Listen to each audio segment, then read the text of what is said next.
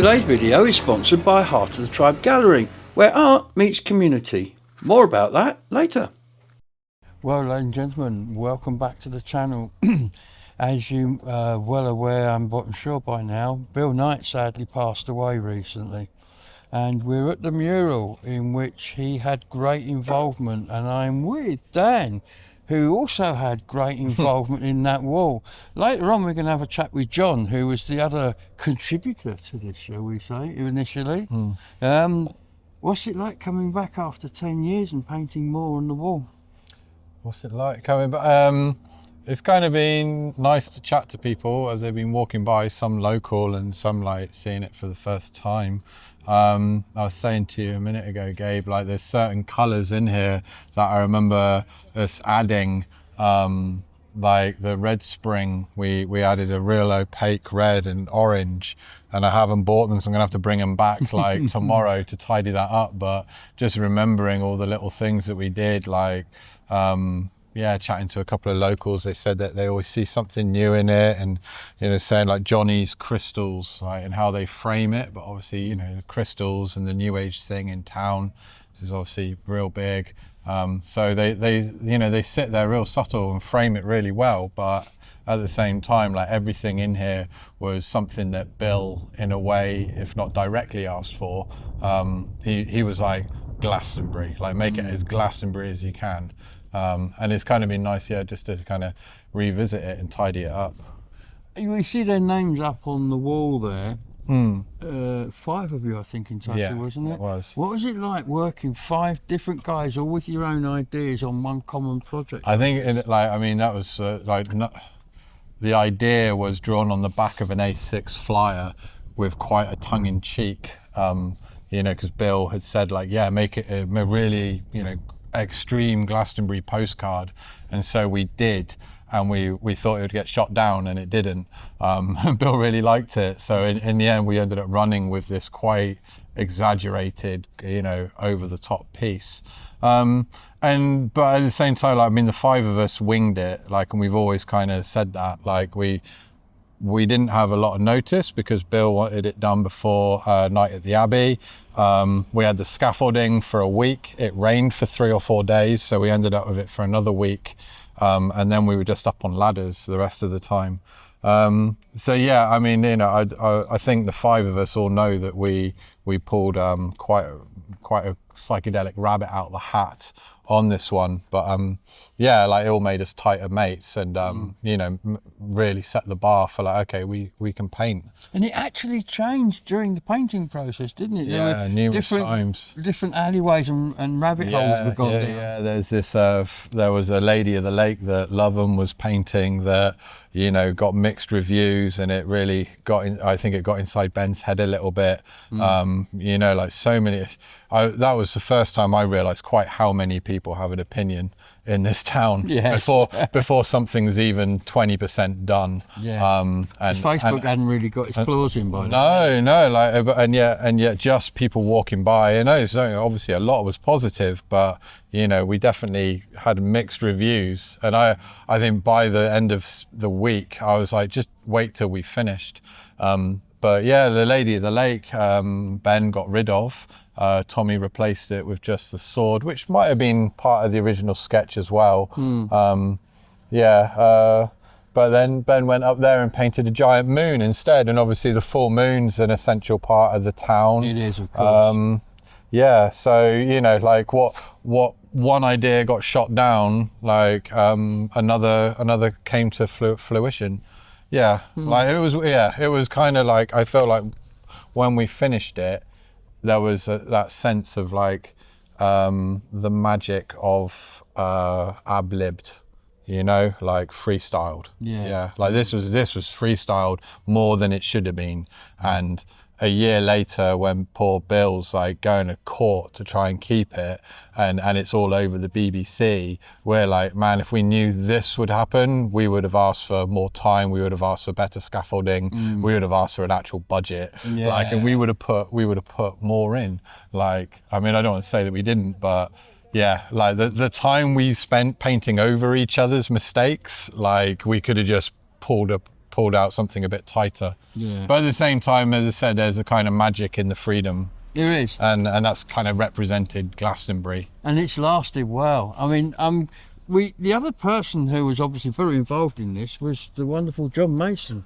Well, John landed the commission originally drinking coffees with Bill Knight, and Bill was saying that, you know, he was sick of people constantly tagging along the bottom of this, and that's where he, you know, John and his famous silhouettes, it was and I think good for John was like, look, just a silhouette on a wall that big might be a bit too much, and that's where he said, you know, Dan, why don't you talk to the boys, and, you know, let's do something better than just one giant silhouetted tree.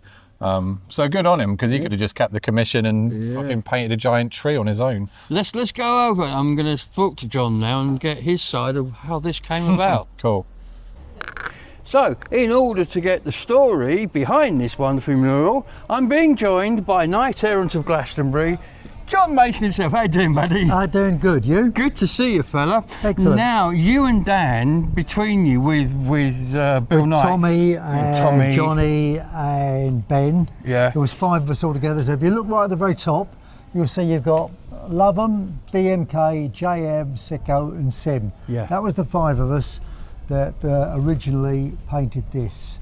But the story behind it...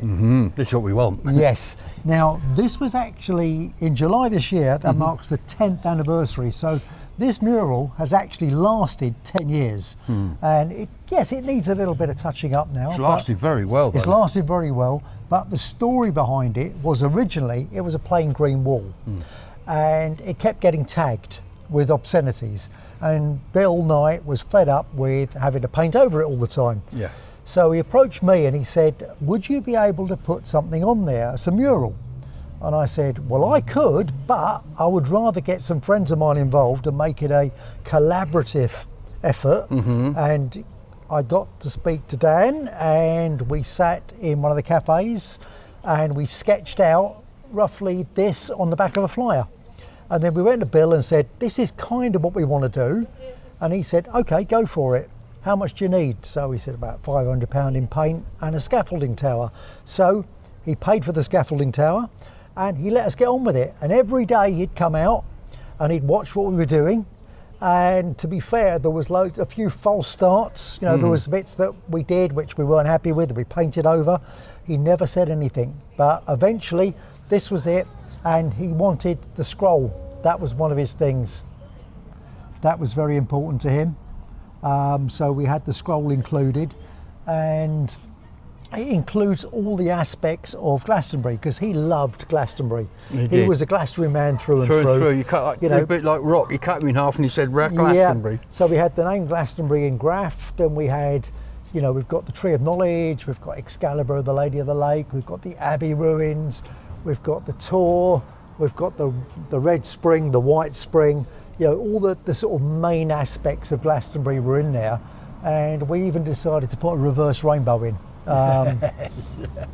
You know, just because Glastonbury is such a colourful place. Absolutely. And when it was finished, Bill was very happy with it, but unfortunately, somebody complained. All right, I won't mention any names, but they complained to the district council, who then contacted the local council and asked if they had an opinion. And because nobody bothered responding to it, Mendip assumed that Glastonbury Council didn't have an opinion on it. So therefore, as far as they were concerned, it needed planning permission, and it wasn't applied for, so it had to be painted over. So Bill then applied for retrospective planning permission, and it was rejected. So he then appealed it, and this cost several £1,000s of his own money, and he lost the appeal. They said, no, it has to go, it's got to be painted over, we want it back to being a plain wall. It's in a conservation area, it's on a listed building, and I mean, to be fair, this particular wall is a former interior wall that has been badly rendered, because as the street you can see here, originally there were 2 cottages here that were demolished to make this road. Yes. So therefore that isn't an original exterior wall, that is a former interior wall, which, as you can probably see when you get up close, is not being particularly well rendered. No. You know, you can see it's fairly rough. Yes. But Yes, you can see it. what happened was the local council underestimated the town. And They do that, don't they? yes, and what happened was a petition was started. George from the chip shop, Yes. who I think is was Bill's Son-in-law? grandson. Grandson. I think his grandson, and he started a petition, and I think they ended up with something like about 8,500 signatures on it to keep it. And we even had the local school children who all loved walking past it, protesting, and we had the BBC News and the local ITV News all came down to cover it. And with so much coverage, the council weren't prepared to give an opinion, so they turned around and said, "We'll tell you what, we'll review it in 3 years." And That was 10 years ago. That was 10 years ago, yeah. So, but we all know that the wheels grind slowly in They do, councils. they do. But anyway, the bottom line is this opened the floodgates for the mural trail. Yes. Because once the council had backed down and people were looking at it and going, wow, this is artwork, this is beautiful. It's not graffiti, which is vandalism, which is what a lot of people were under the impression that that's what graffiti art was vandalism. And then all of a sudden they were going, hang about, go to Bristol, It's everywhere. they do bus tours. Yes. You know, so Kim Von Coles decided to grab the nettle and she decided to start the mural trail, you know, and commissioning artists and getting people to get funding for it. And now Glastonbury has got works of art everywhere, and there's some of the most amazing stuff, you know. And people come here to this town and they see this and they go to the information centre and they get a mural trail map and they actually go around taking pictures of all the murals around Glastonbury. So it's kind of added something, but the bottom line is it all goes back to Bill Knight, Yeah. the man who had the vision. balls and the vision to actually turn around and say, let's do a mural on this wall, let's make it a Glastonbury mural, and spent a lot of his own money fighting the bureaucracy so that the town could keep it. Which it has, and it's And it amazing. has. And you know, every time I come past here, there's somebody with a camera, smiling, taking a photograph of their Yep. partner in front of it. I see it Every every day. day, Yep. every and day. bearing in mind, this has been here for 10 years now, and yes, it needs a little bit of touching up, and I think that's what's going to happen. We're going to get it so that there is some money that has been put forward, and a couple of the boys are going to come and they're going to touch up all the bits that need touching up. But what I would like to do, and this is just me personally, I think we should have right at the very top somewhere Bill. a in memorandum of Bill Knight. It's a bit too soon yet, though, isn't It's it? a We'll bit talk too to the soon, family yeah, later. but it's something eventually I'd Yes. like to keep it there because this was his baby. This was his baby, very much so. I remember. You know, and you know, he fought very hard to keep this mural. So we did have an idea that we would like to repaint it and redo it new, but everybody loves this one. So I think maybe we should just touch it up and keep it as long as we can. I think if you ran a vote, it would be to repaint as is. Yeah. So I think that's what we'll probably end up doing. But you know, at the end of the day, this is all Bill Knight, and the mural trail is all down to him. Yeah. So Fantastic. you know, he had the vision for that. And you did. I mean, that original 2-5. And incidentally, ladies and gentlemen, as we went through the names up there, the second one, DMK, that is Tommy. Tommy, who is painting the wonderful Merlin mural that will be going up very soon. And he's done a few others around He's town done as well. a few yeah. others. He's done my favourite. The reason I asked him to do it, he did my favourite of all time, which is the Viking. If you're in town, up Beer Lane, to the Rural Life Museum, and that amazing It Viking. is, yeah. And if you go to the Tourist Stunning. Information Centre, you can get a mural trail map. Yes. And it will take you around all the murals in town. And even better than that, there's an interactive mural trail map. If you go to the mural trail website, then I'll put the link in the description below. You can click on a button and you can visit every single mural in 360 virtual tour and have a look around as if you were actually stood there. I know because I did it. And it's all thanks to Bill Knight that this town's got this colour. Absolutely. And we've got such a large artistic community in Glastonbury. It's just something that's... Let me just worked turn my really well. camera around. Look, as we come across the corner, look, in the distance, there's a John Minchell smiling at us. Wonderful. Anyway, John, thank Yes. you very much No for all problem. your time and your effort. And I'm going to go back now and watch Dan doing some painting. Good for you. Well, there you go. That's how it all happens. So now you know as much as we do, I think, don't they? Yeah, well, without the tears. Without the tears and the sweat and the blood, yeah. The nervous twitch. Well, yeah. listen, thank you so much for talking today and no worries, inviting mate. me down here to see this being done. It's And R.I.P. Bill Knight. R.I.P. Bill much Knight. bless him for giving us this giant wall and kind of starting, in a way, the mural trail unintentionally, but this really was a catalyst for it. So, yeah. Yeah, he's a nice bloke, this Bill. Good I on worked him. with him on the council, and we sat next to each other in council Yeah, meetings. yeah. And that's like from that point on, like, I mean, we're different walks of life for sure, but like we always acknowledged, it's like he had our back and we put our all in on this for just around 14 days, like rain or shine. Like I was on here all hours of the day, like. Yeah. Sadly, ladies and gentlemen, I wasn't running a YouTube video then. If I had been, we'd have had that on film. There you go. Anyway. No, I think you would have had a lot more stressed looking human being. I'm glad you don't have that.